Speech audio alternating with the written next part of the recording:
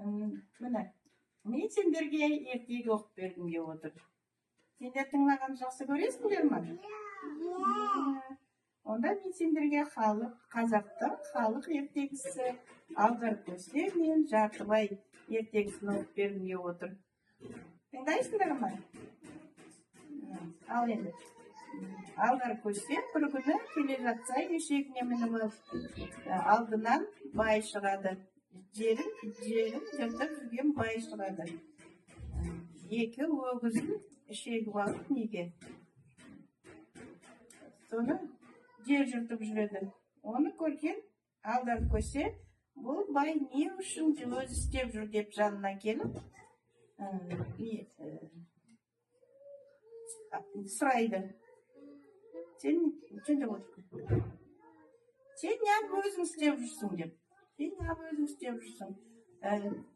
Нелерің қайда, жұмысшыларың қайда, адамдарым қайда дейді. Сол кезде бай айтады, мен олардың бәріне ақша төлеу керек дейді. Сонымен Алдар Көсе байдың әкел онда мен істеп біразмаз көмектесіп жіберейін деп кетті. Сонымен байдың қолындағы екі өгізді алып жер жырта бастайды.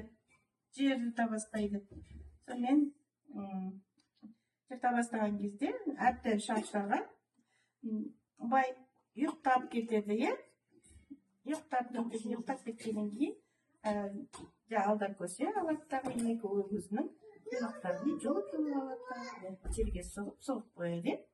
Соғып қояды да, екі өгізді апарып таудың ар жағына апарып байлап қояды. Содан кейін өзі келеді тағы байдың жанына ұйықтап қалады баймен бірге.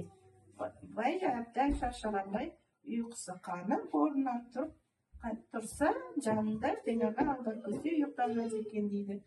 Сонымен ұйықтап жатады.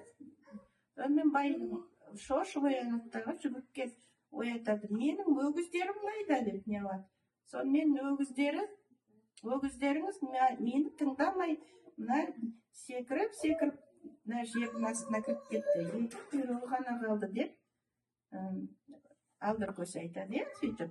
Сонымен кейін бай жіні ұстап, екі құйрықты тарта берейін деген кезде Алдар Көсе айтады, ойбай тартпа, несін жағы, денесін көтере алмай, құйрықтары жұлынып кетеді деп.